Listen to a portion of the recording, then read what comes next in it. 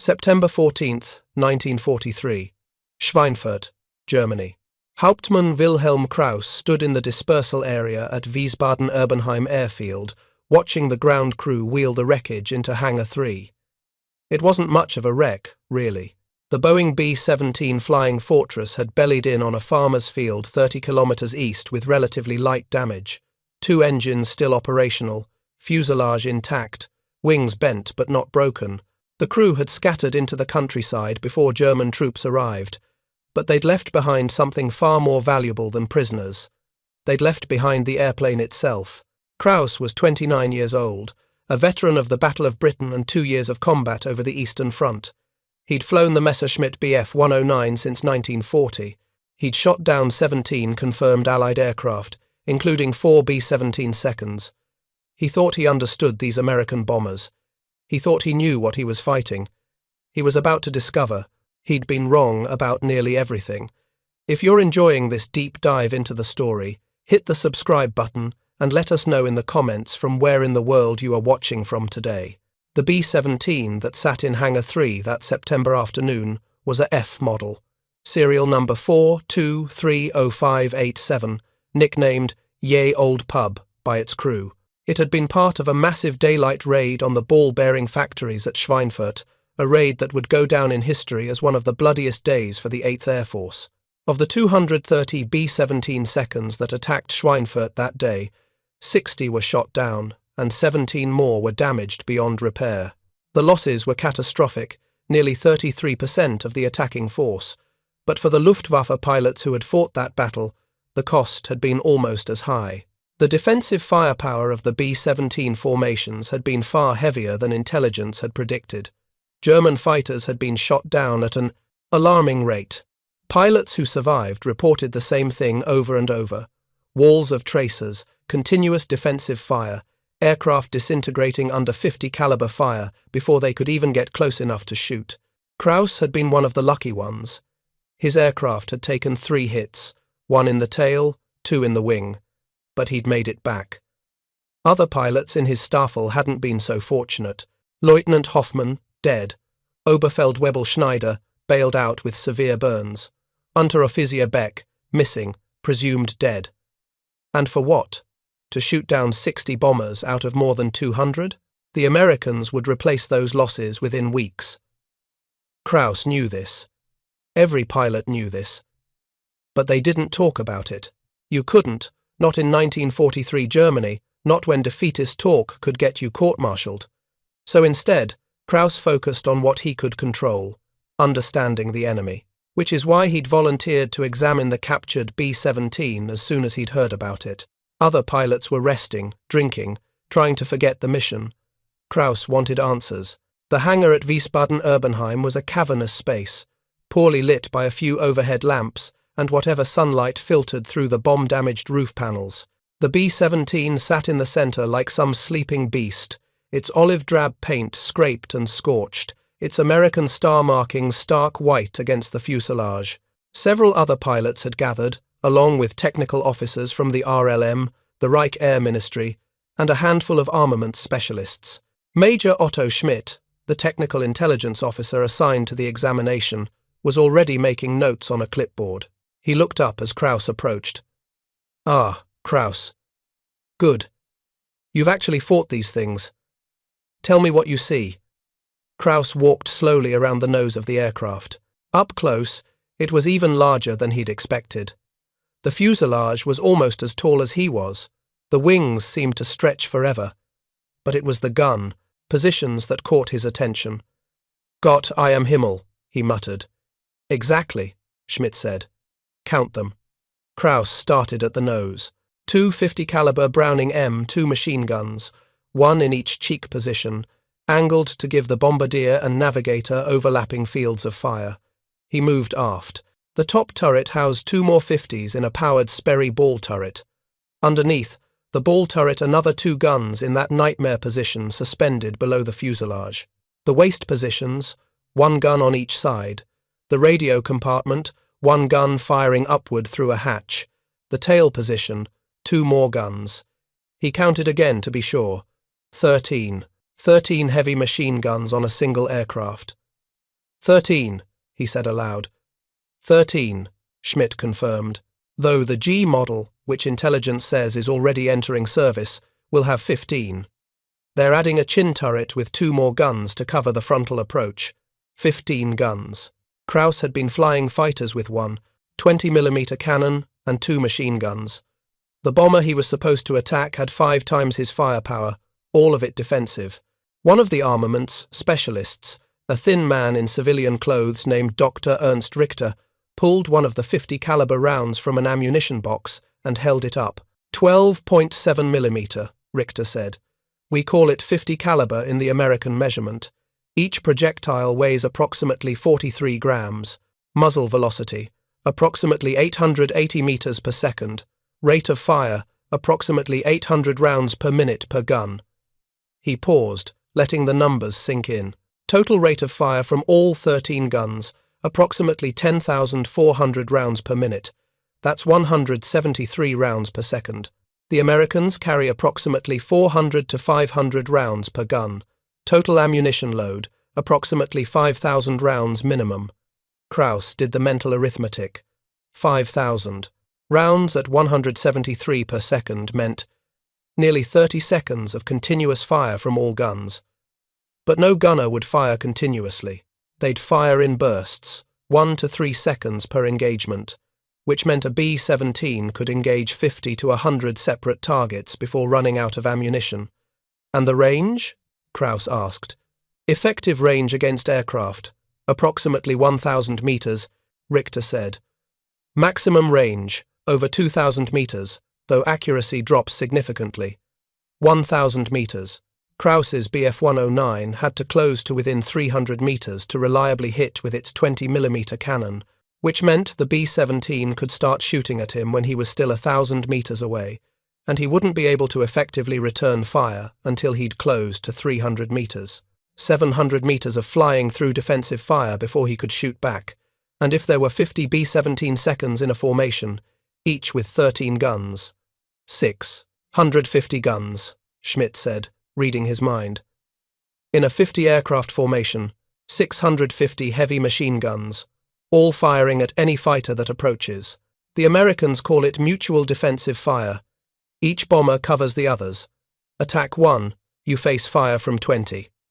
Krause walked to the waist gun position and examined the mounting.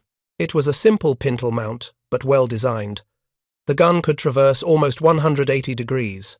The gunner stood behind a small armor plate, not much protection, but enough to stop small caliber rounds and shrapnel. He picked up the gun itself. Heavy, perhaps 25 kilograms, but balanced. The grips were rubberized for comfort. The trigger was crisp. The sight was basic but functional. They train their gunners extensively, Schmidt said. Intelligence intercepts suggest most air gunners receive 3 to 4 months of specialized training before deployment. They practice on moving targets. They learn to calculate lead and deflection. They're not just soldiers handed a gun. They're specialists. Krause moved to the ball turret, that infamous position that hung beneath the fuselage like a glass egg. He'd heard stories about these turrets, how the gunner was crammed into a sphere barely a meter in diameter, knees pulled up to his chest, surrounded by ammunition and machinery, unable to wear a parachute because there wasn't room. It looked like a death trap. But from a tactical perspective, it was brilliant. Complete hemispheric coverage below the aircraft, Schmidt explained. The turret can rotate 360 degrees and elevate from directly downward to nearly horizontal. A fighter attacking from below faces 2 50 caliber guns that can track him through the entire approach. Krause crouched down to look up into the turret. The gunner's position was cramped, claustrophobic. But the fields of fire were perfect. A fighter making the classic low rear attack, the safest approach against most. Bombers would be tracked by this turret through the entire run. How effective has it been? Krause asked. Schmidt flipped through his clipboard. We've analyzed after-action reports from 47 confirmed B-17 kills over the past 6 months. 32 of those required multiple attack runs. Average ammunition expenditure per kill, approximately 400 to 20mm rounds and 1,200 machine gun rounds. Compare that to a Spitfire or Hurricane, which typically goes down with 50 to 100 rounds. 400 rounds. Krause's Bf-109 carried 60 rounds for its nose-mounted cannon. He'd have to break off, return to base, rearm, and fly back for another attack just to deliver enough fire to bring down a single B-17. And that was assuming every round hit, which they never did. "The armor," Krause said. "Show me the armor." Richter led him to the cockpit. Behind each pilot seat was a steel plate, 12 millimeters thick, angled slightly, to deflect rounds coming from behind or above. The windscreen was laminated armor glass, thick enough that Krause could see multiple layers. "The pilots are well protected from rear attack," Richter explained. "Most of the critical crew positions have some level of armor, but that's not the real defensive system." "What is?" "The airframe itself." Richter led Krause to a section of fuselage that had been opened up during the technical examination. The internal structure was visible: heavy longitudinal stringers, robust circular frames, thick skin panels. "Look at the construction philosophy," Richter said. "German aircraft, we build light. Every kilogram is precious. We use thin skins, minimal frames, just enough strength to handle flight loads. The Americans build heavy. This airframe is over-engineered by our standards." He pointed to one of the circular frames. "These frames are spaced every 50 centimeters, heavy-gauge aluminum alloy. When battle damage occurs, the damage is contained. The frame prevents catastrophic propagation of cracks or tears. We've examined B-17 wrecks with massive damage to one section, while adjacent sections remain intact." Krause examined the skin panels. They were noticeably thicker than the aluminum on his Bf-109. He could see where cannon shells had punched through large holes with ragged edges, but the skin hadn't torn or peeled back. Each hole was isolated. "The engines," Krause said. "The radial engines. Those are different too." "Completely different philosophy," Richter agreed. "Our inline engines, the Daimler-Benz, the Junkers Jumo, they're efficient, powerful for their weight. But they require liquid cooling. One hit to the coolant system and the engine is dead within minutes." He walked Krause to one of the B-17's Wright R-1820 Cyclone engines. The cowling had been removed, exposing the radial configuration. 9 cylinders arranged in a circle around the crankshaft, each cylinder exposed, directly to airflow. "Air-cooled," Richter continued. "No coolant system to be damaged. You can shoot cylinders completely off these engines, and they'll keep running. We've seen combat footage from gun cameras showing B-17 seconds with engines on fire, cylinders missing, oil streaming back, and the aircraft still flying. How is that possible? Redundancy and brute force. Each engine produces 1,200 horsepower. 4 engines total, 4,800 horsepower. They only need 2 engines to maintain altitude. They can fly home on 1 engine if they have to. German bombers with inline engines lose 1 engine. They lose that engine's full power.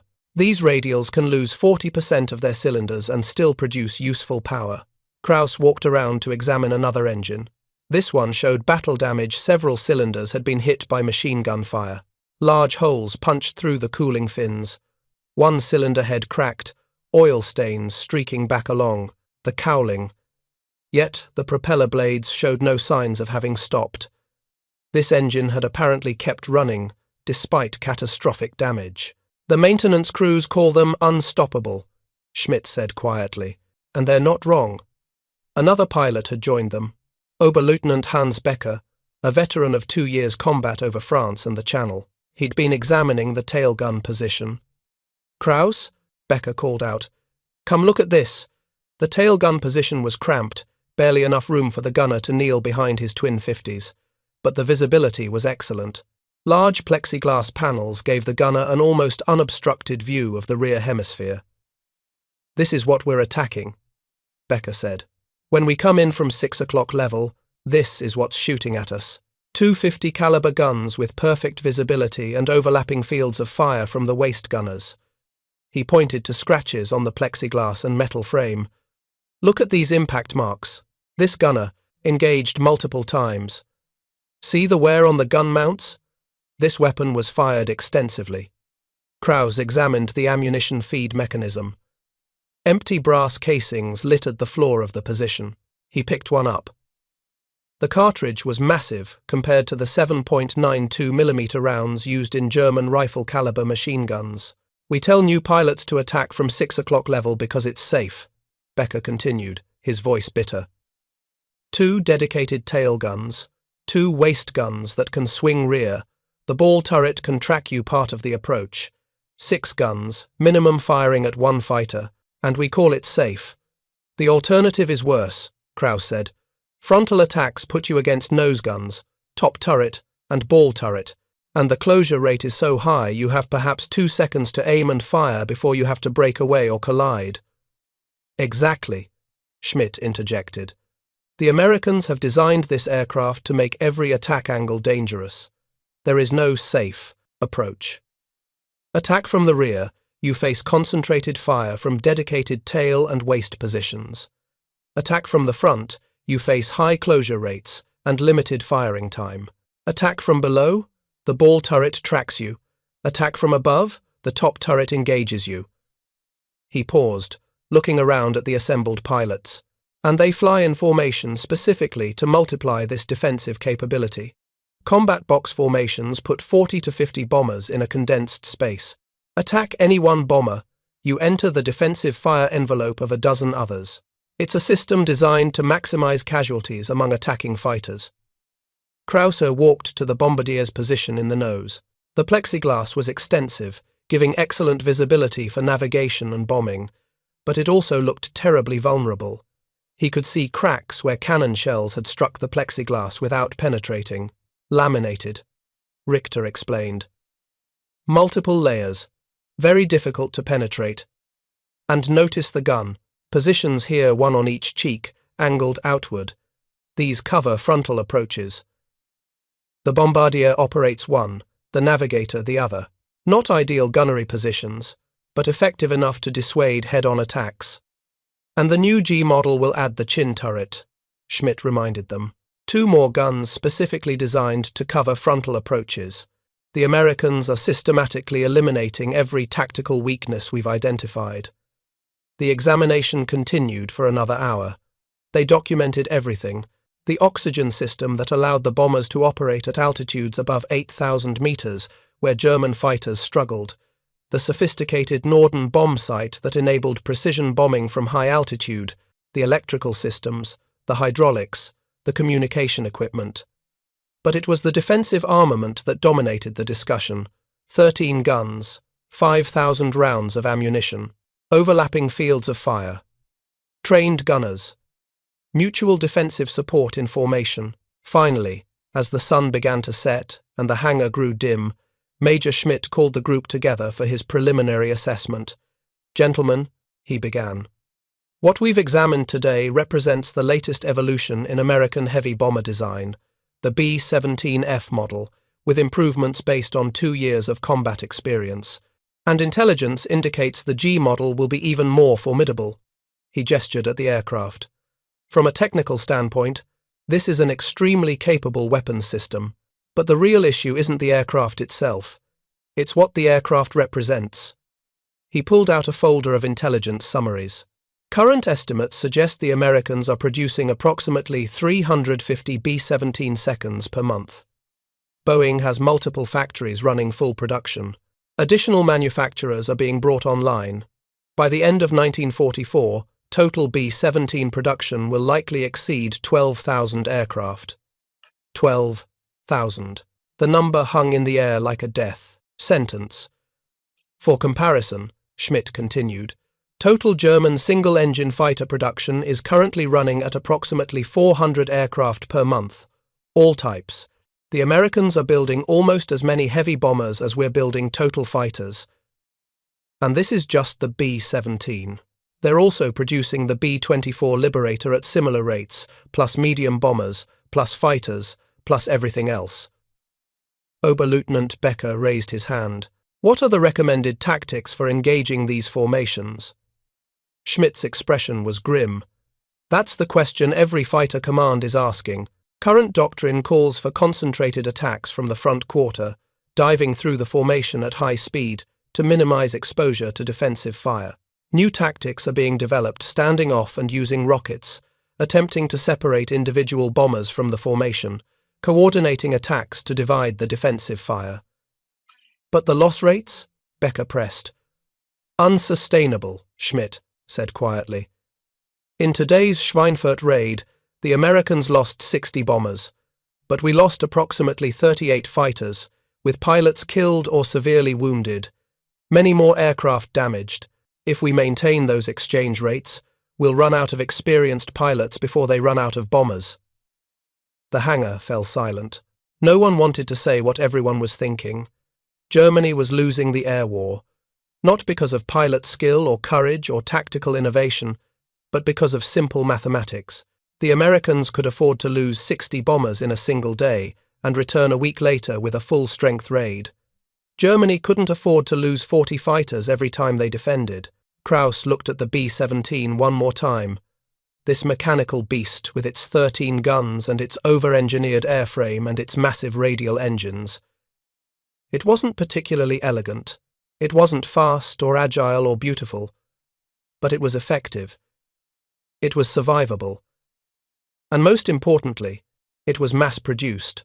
The Americans had taken a fundamentally different approach to air warfare. Instead of building superior individual aircraft, they'd built adequate aircraft in overwhelming numbers.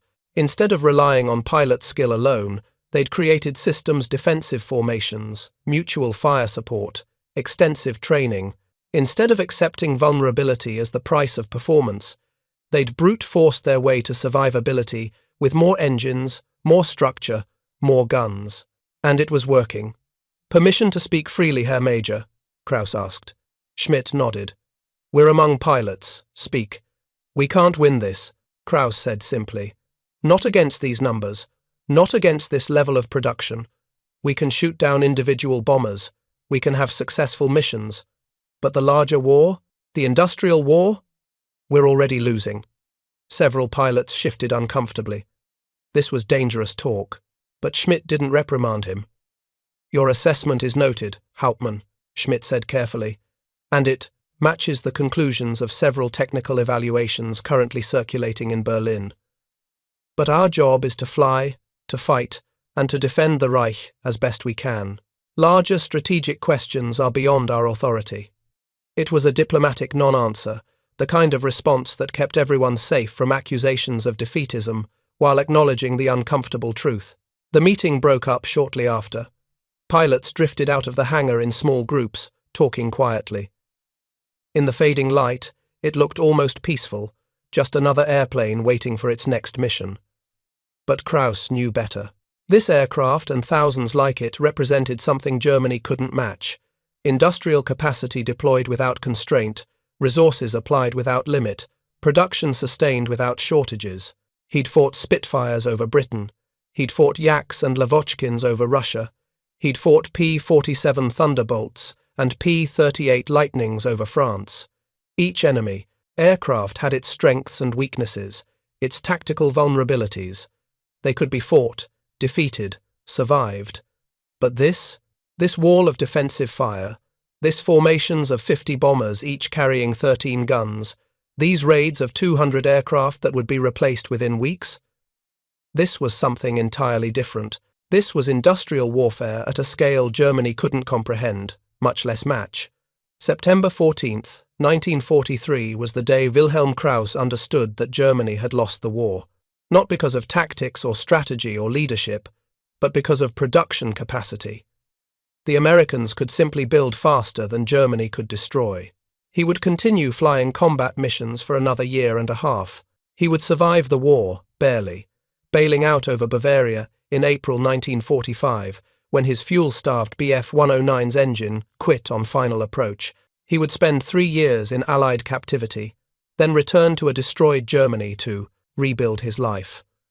But he would never forget that September afternoon in Hangar 3 at Wiesbaden-Erbenheim, standing beneath a captured B-17, counting 13 machine guns, and understanding for the first time that courage and skill couldn't overcome mathematics. The reports from the B-17 examination were compiled and distributed through Luftwaffe channels over the following weeks. Technical intelligence officers at every fighter base received copies. Squadron commanders used them for tactical briefings. New pilots studied them as part of combat training. But the most important copy went to Berlin, to the Reich Air Ministry, where it was added to a growing pile of similar assessments. Reports on American production capacity, analysis of bombing raid sustainability, projections of fighter-to-bomber loss ratios, strategic evaluations of the combined bomber offensive. Every report reached the same conclusion, though stated with varying degrees of caution. Germany could not win a war of attrition against American industrial production. And every report was filed, noted, and ultimately ignored. If you find this story engaging, please take a moment to subscribe and enable notifications. It helps us continue producing in-depth content like this. The pattern repeated itself across Germany throughout late 1943 and into 1944. Every captured B-17 provided more data, more confirmation of what pilots like Krause had already concluded.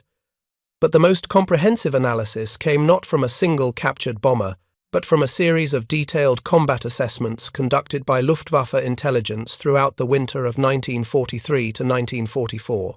Oberst Adolf Galland, at 31 years old, already one of Germany's most decorated fighter aces, and the general of fighters responsible for all-day fighter operations, had been compiling reports from every fighter wing that engaged American bomber formations. By December 1943, the data painted a devastating picture. In a conference at Luftwaffe headquarters in Berlin on December 18th, Galland presented his findings to a room full of senior officers, including Reichsmarschall Hermann Göring himself.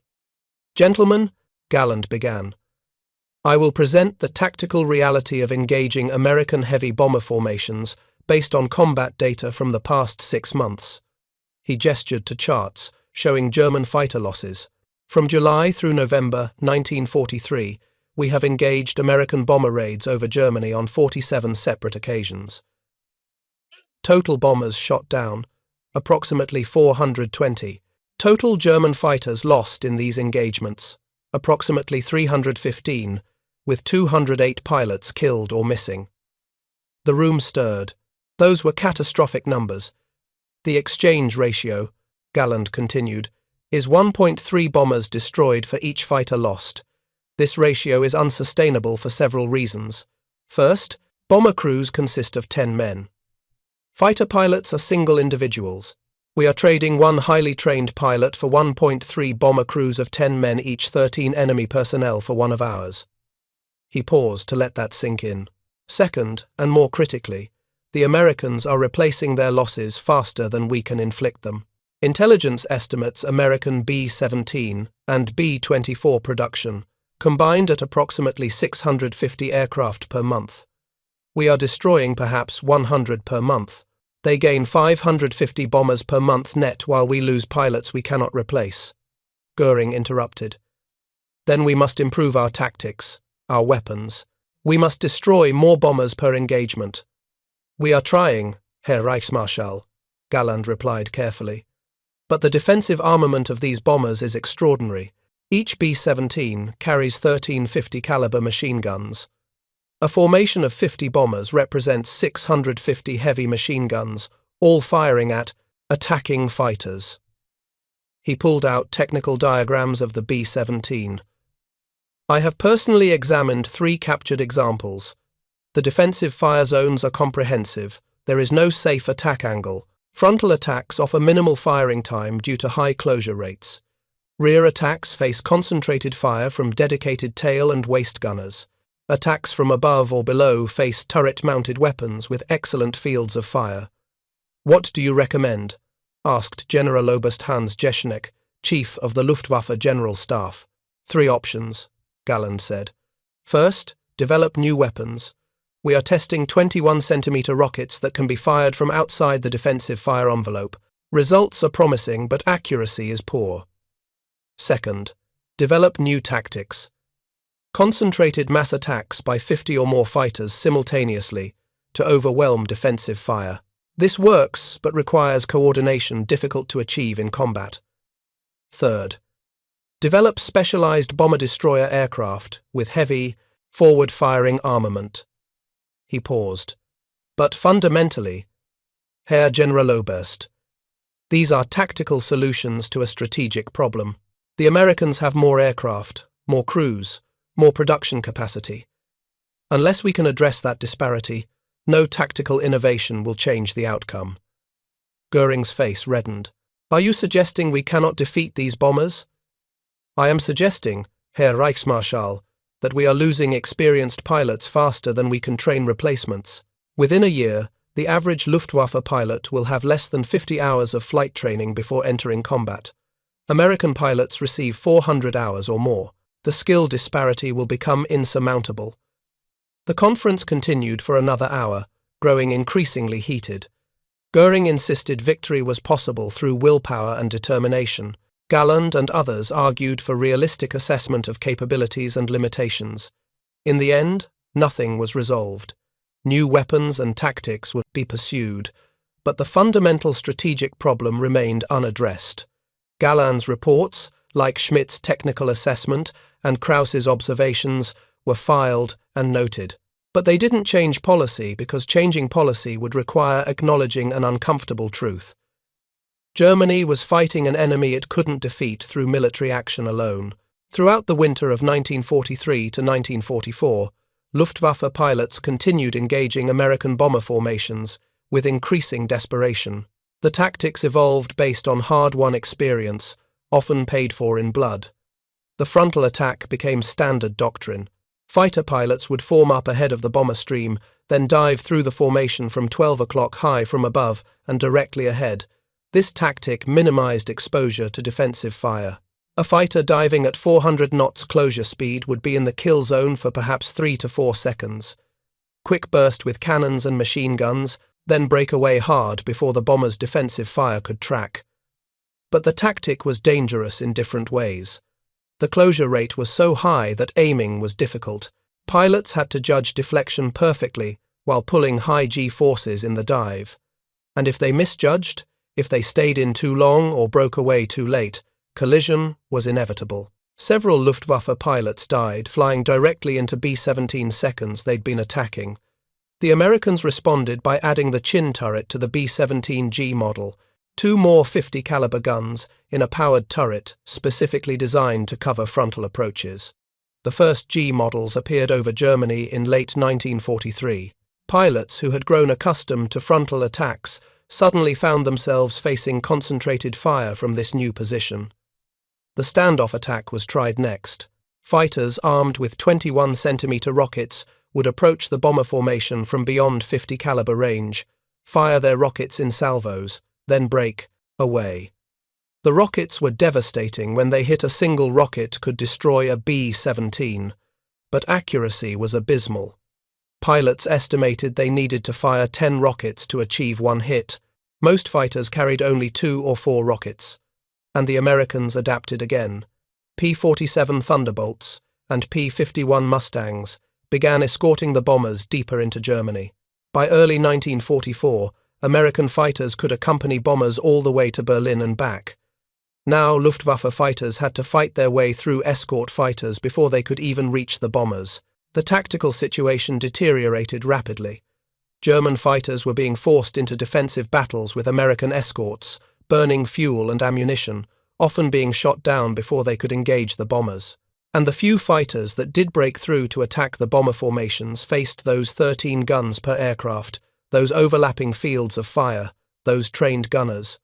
Hauptmann Wilhelm Krause flew his last combat mission on March 22, 1944. By then, he'd been promoted to squadron commander, leading 12 Bf-109s against a raid of over 700 American bombers hitting Berlin. 700 bombers. 9,100 machine guns firing in coordinated defensive fire. Krause's squadron made one attack run, shot down 2 B-17 seconds, lost 3 fighters with pilots killed, damaged 4 more aircraft. Then they were jumped by P-51 Mustangs and scattered. Krause made it back to base with his aircraft shot full of holes and barely enough fuel to land. He filed his combat report with the usual clinical precision. 2 enemy bombers destroyed, 3 friendly aircraft lost, Mission assessed as tactical failure due to overwhelming enemy numbers and escort fighter interference. That night, writing in his private journal, he was more honest. "We are children throwing stones at a machine. The machine doesn't care. It simply continues, inexorable, unstoppable. How many stones can we throw before we run out of arms?" By the summer of 1944, the strategic bombing campaign had achieved its intended effect. German industrial production was being systematically destroyed. Oil refineries, ball-bearing plants, aircraft factories, transportation networks, all targeted, all hit repeatedly, all gradually ceasing to function.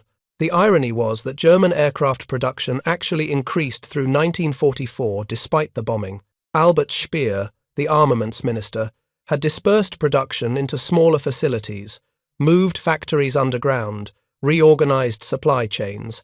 Monthly fighter production peaked at over 3,000 aircraft in September 1944. But it didn't matter. The constraint wasn't aircraft. It was pilots, and fuel, and spare parts, and time to train, and operational bases that weren't bombed daily. Germany could build fighters faster than ever, but they couldn't train pilots fast enough. Training time was cut from 18 months to 6 months, then to 3 months, then to 6 weeks. New pilots arrived at operational units with barely enough flight hours to take off and land safely, let alone engage in combat against experienced American pilots. The fuel situation was worse. Strategic bombing had destroyed most of Germany's synthetic oil production. By late 1944, fuel was being rationed so severely that training flights were impossible. Pilots received their operational assignment and flew to their unit that was their training flight. Their first combat mission might be their second or third time in the aircraft. And when these inadequately trained pilots in fuel-starved aircraft encountered formations of B-17 seconds, escorted by P-51 seconds flown by pilots with 400 hours of training, the results were predictable. The kill ratios shifted dramatically. By the fall of 1944, German fighters were being shot down at rates of 5 to 1, sometimes 10 to 1. Young pilots died on their first mission, never even reaching the bombers. The handful of experienced survivors flew mission after mission, knowing each one might be their last, watching their squadrons fill up with new faces that disappeared after a single combat. Adolf Galland, increasingly frustrated with Goering's refusal to accept reality, submitted report after report documenting the crisis. In November 1944, he wrote, "The day fighter force is bleeding to death. We are losing irreplaceable experienced pilots daily. New pilots survive an average of 5 combat missions before being killed or seriously wounded. At current attrition rates, the day fighter force will cease to exist as an effective fighting force within 3 months." The response from Goering was to accuse Galland of defeatism and eventually remove him from command. The truth was unwelcome in the highest levels of Nazi leadership. But on the squadron and wing level, everyone knew. The Americans had won the air war. Now it was simply a matter of time before Germany collapsed completely. The B-17 seconds continued their missions through the winter of 1944 into 1945. The formations grew larger, raids of 1,000 bombers became routine. The targets expanded from military and industrial sites to anything that supported the German war effort. Railroads, bridges, communication centers, even small towns with minor manufacturing. By April 1945, as Soviet forces closed on Berlin from the east and American forces advanced from the west, the Luftwaffe had effectively ceased to exist as a coordinated fighting force. Scattered units still flew missions. Individual pilots still took off to engage enemy aircraft. But there was no coherent defense, no strategic coordination, no possibility of meaningful resistance. On April 30th, 1945, Adolf Hitler committed suicide in his bunker beneath Berlin. A week later, Germany surrendered, unconditionally. The total tally of B-17 production, 12,731, aircraft built from 1940 to 1945. Combined with the B-24 Liberator and other bomber types, American heavy bomber production exceeded 25,000 aircraft. German single-engine fighter production for the same period, approximately 34,000 aircraft, all types. But Germany had been fighting a multi-front war. Those fighters were spread across the Eastern Front, the Mediterranean, the defense of Germany, occupied territories.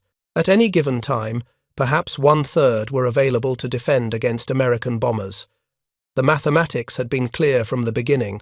More American bombers than German fighters, more American production capacity than German could match, more American resources than German could counter, and 13 50 caliber machine guns per bomber, creating fields of defensive fire that made every attack costly. Every engagement, a roll of the dice, every mission a test of survival rather than skill. Wilhelm Krause survived the war, barely. His unit was disbanded in April 1945 as fuel and aircraft became unavailable. He surrendered to American forces in Bavaria, spent 18 months in a POW camp, then returned to a destroyed Germany. In interviews decades later, he always came back to that September afternoon in 1943, examining the captured B-17 inches Hangar 3. "I counted 13 machine guns," he said in a 1987 interview for a German historical documentary. 13 guns on one aircraft, and I knew we had lost. Not because we weren't brave enough or skilled enough. We were both. But courage and skill don't defeat industrial mathematics. "The Americans didn't build the best bomber," he continued. "They built a good bomber in overwhelming numbers, armed it beyond anything we could match, and flew it in formations that multiplied its defensive capability. They turned the bomber into a system, not just an aircraft, and we had no counter for that system." Adolf Galland, who survived the war and lived until 1996, wrote extensively about the air war over Germany. His memoirs, published in 1954 under the title The First and the Last, included detailed discussions of fighting the B-17. "The flying fortress was misnamed," Galland wrote. "It was not impregnable. We shot down thousands of them. But it was resilient beyond any bomber we had faced before. It absorbed damage that would have destroyed any German aircraft. It protected its crew with armor and redundant systems. And, most critically, it bristled with defensive armament that made every attack dangerous. But the real fortress was not the individual aircraft," he continued. "It was the formation. 50 B-17 seconds flying combat box formation represented not 50 individual targets, but one massive defensive system, with over 600 heavy machine guns creating overlapping fire zones.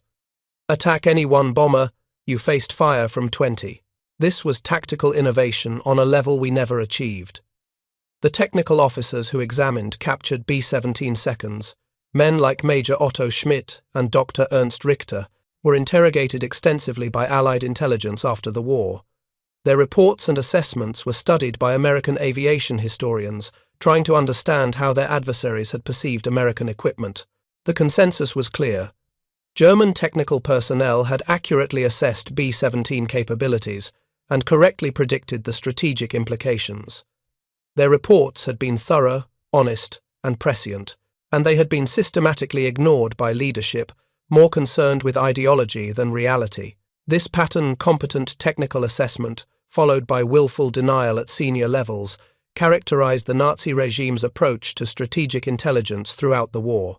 Whether analyzing Soviet tank production, American, industrial capacity, or British code-breaking capabilities, the regime consistently rejected accurate assessments that contradicted Hitler's worldview.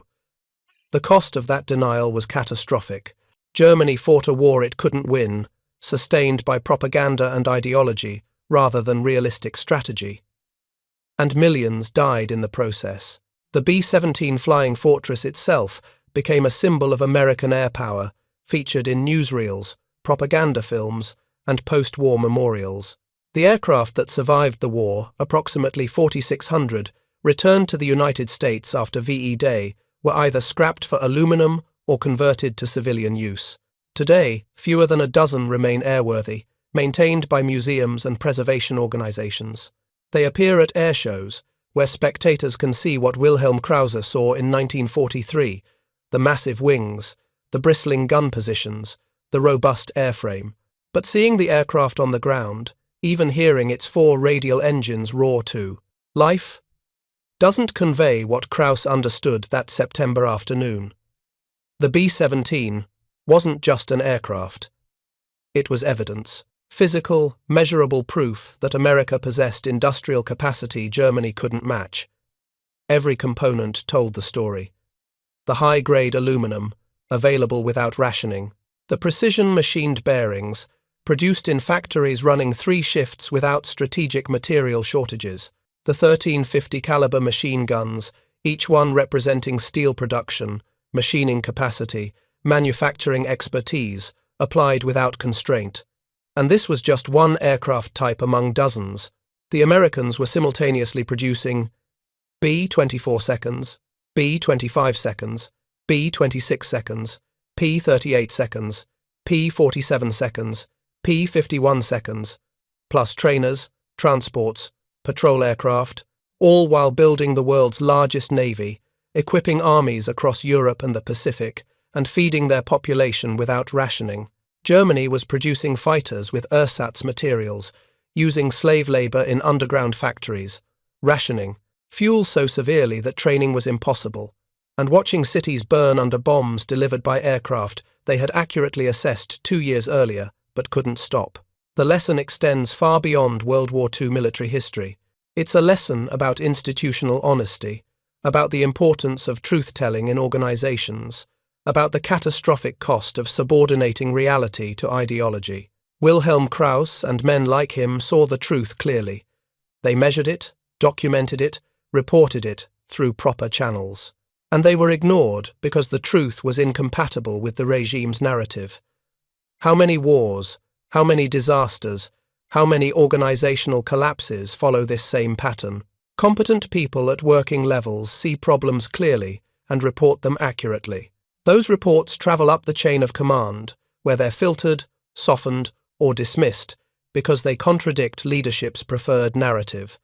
And the organization continues on its doomed trajectory, because no one in power is willing to hear what Krause understood in Hangar 3.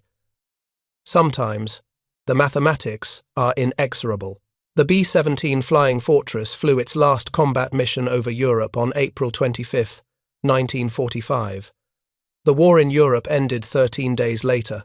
In that final mission, 12 B-17 seconds bombed a Wehrmacht ordnance depot outside Salzburg, Austria. All 12 returned safely. No German fighters appeared to challenge them. The pilot of the lead aircraft, Captain Robert Morgan, wrote in his mission report, "Encountered no enemy resistance, no fighters observed, light flak only. All aircraft returned to base without damage." It was an unremarkable mission report, the kind filed thousands of times during the war, but it represented something profound: total air supremacy. The Germans had no fighters left to send, no fuel to fly them if they did, no experienced pilots to fly them effectively if fuel was available. The air war over Europe was over, not because of any single battle or technological breakthrough or tactical innovation. It was over because one side could produce more aircraft than the other could destroy, train more pilots than the other could kill, sustain operations at a tempo the other couldn't match. The B-17, with its 13 machine guns, was both weapon and symbol. It destroyed German industrial capacity through strategic bombing, but more importantly, it demonstrated American industrial capacity through its own existence. Every B-17 over Germany was a message. We can build these faster than you can shoot them down. And Germany, despite recognizing this truth as early as 1943, despite accurate technical assessments and prescient strategic warnings, could do nothing to change the fundamental mathematics of industrial warfare. Thank you for watching. For more detailed historical breakdowns, check out the other videos on your screen now, and don't forget to subscribe.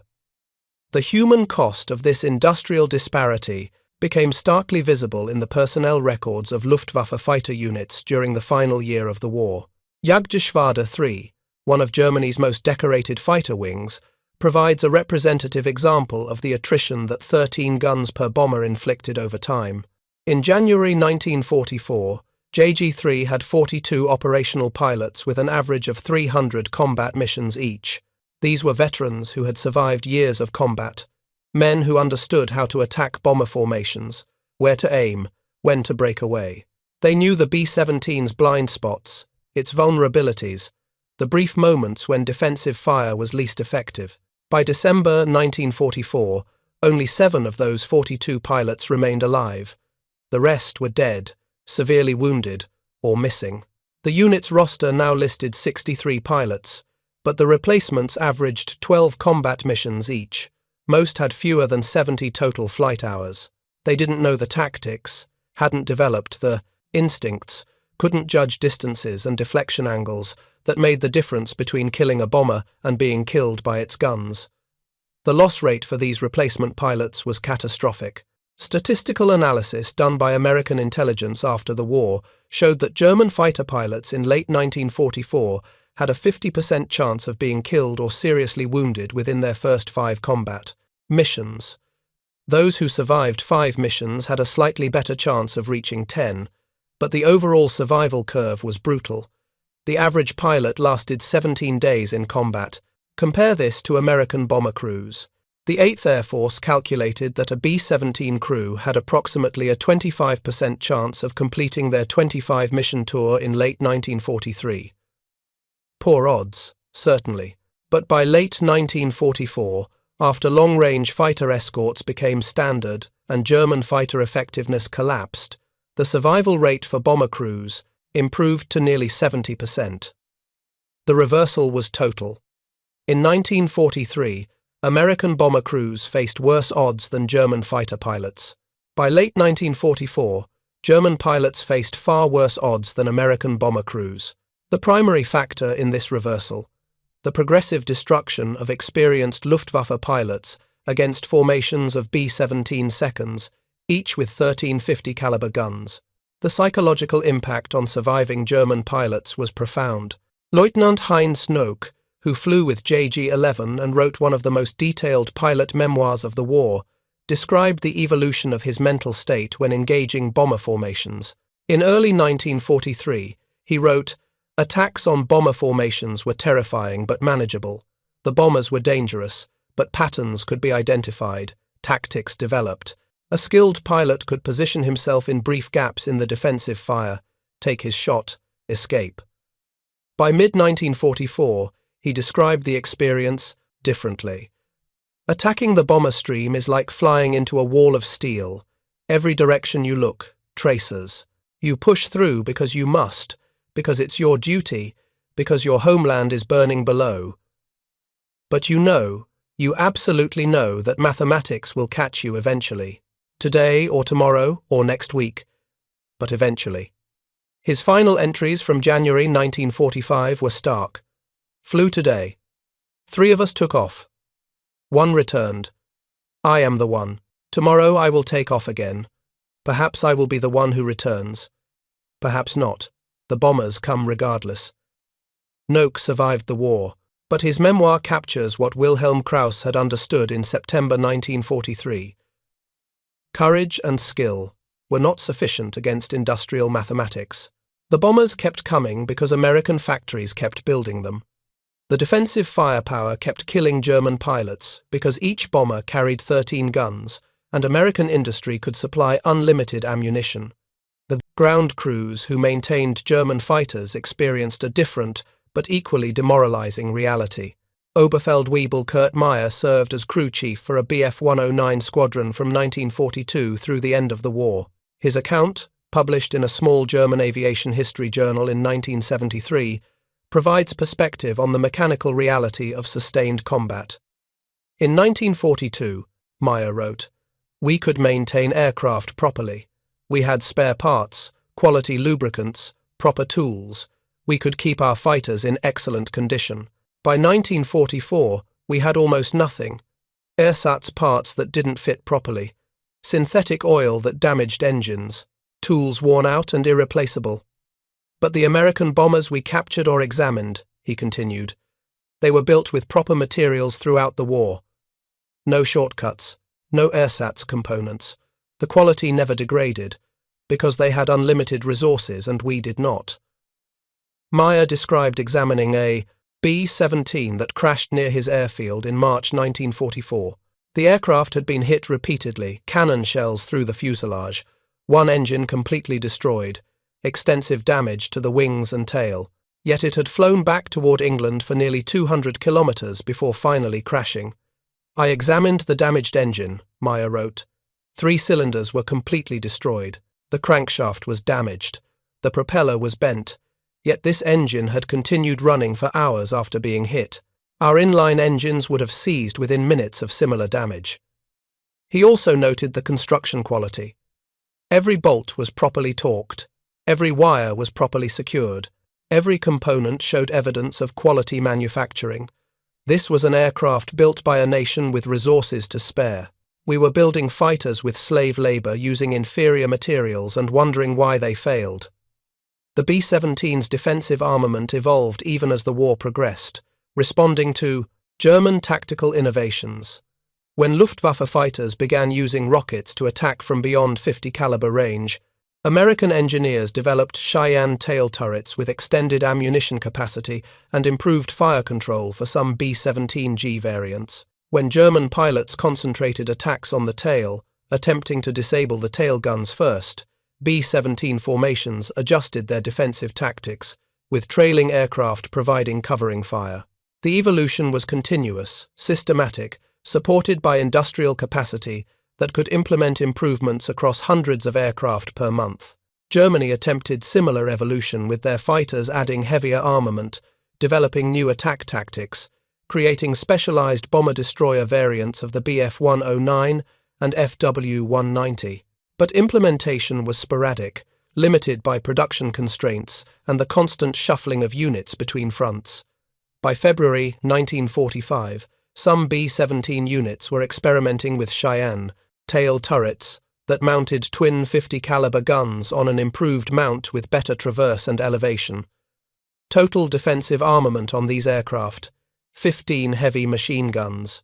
The defensive fire zone had become even more impenetrable, but by February 1945, it hardly mattered. The Luftwaffe was effectively destroyed. Major bomber raids encountered little or no fighter opposition. The primary threat to B-17 seconds was flak anti-aircraft fire from the ground, and even that was increasingly ineffective, as experienced flak crews were killed or reassigned to the collapsing Eastern Front.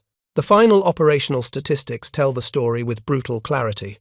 From August 1942, when the first American heavy bomber raid hit targets in occupied France, through May 8, 1945, when Germany surrendered, the 8th Air Force flew approximately 340,000 heavy bomber sorties over Europe. Of those, approximately 47,000 were B-17 sorties specifically. Total B-17 combat losses: 4,754 aircraft. This represented a loss rate of approximately 10% of sorties, high by any standard, catastrophic during certain periods like the Schweinfurt raids of October 1943. But the losses were sustainable because production vastly exceeded attrition. Even during the worst periods, Boeing and its subcontractors were delivering more B-17 seconds per month than the Luftwaffe could destroy. The cumulative effect was an inexorable increase in American bomber strength despite heavy losses. German fighter production, meanwhile, increased dramatically through 1944. Albert Speer's dispersed production system delivered over 39,000 fighters in 1944 alone, more than double the 1943 total. On paper, Germany should have been able to overwhelm American bomber formations through sheer numbers, but aircraft without trained pilots are worthless. And by late 1944, the Luftwaffe's pilot training system had collapsed under the weight of fuel shortages, loss of training bases to Allied bombing, and the desperate need to rush pilots into combat before they were ready.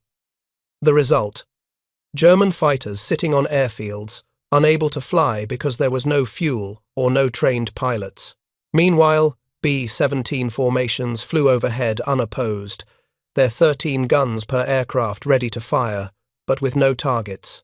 Wilhelm Krause, reflecting on the war in a 1991 interview shortly before his death, came back repeatedly to the question of inevitability. Could we have won? He mused. Even if we had developed perfect tactics, even if every pilot had been an ace, Even if our aircraft had been superior in every way, could we have won against those numbers? He paused, then answered his own question. No, because the Americans could afford to lose. Every bomber they lost, every crew killed, was tragic. But it was sustainable. We couldn't afford any losses. Every experienced pilot we lost was irreplaceable. Every fighter destroyed was one less defender. The Americans could trade losses and come out ahead. We couldn't. Those 13 guns per bomber, he continued, were part of a larger system, a system that included industrial production, resource extraction, pilot training, technological development, all operating at a scale we could never match. The guns themselves were just metal and machinery, but what they represented, that was unstoppable. This is the final truth of the B-17's defensive armament.